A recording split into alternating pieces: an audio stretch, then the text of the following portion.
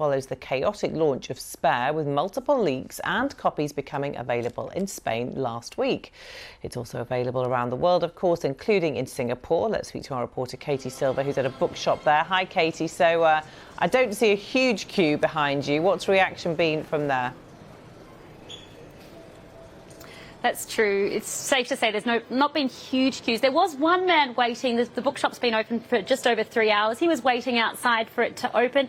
So far, we've seen at least 3 people buying books. One man bought 2 of the books. I've had a chat to some of them in terms of their reactions, why they're here. We heard one man, for instance, Singaporean, say that given Singapore's colonial history, of course, it was a British colony, he said he's been quite interested in the British royal family, and The Crown, the recent popularity of the Netflix series The Crown, has no doubt sparked that interest further.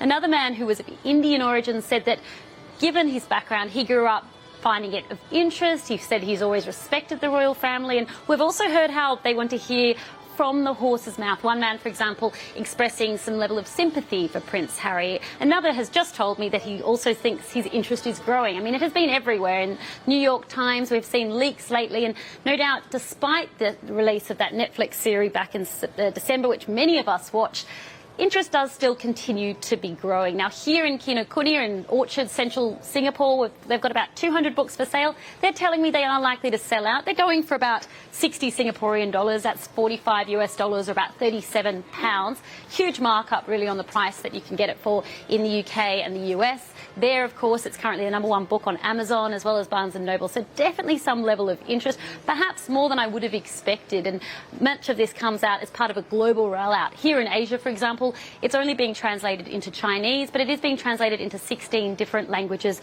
around the world. And of course, we saw that number of leaks last week after it was sold slightly earlier in Spain than had been expected. But no doubt, many still coming today to keep buying up these books. OK, Katie in Singapore, thank you.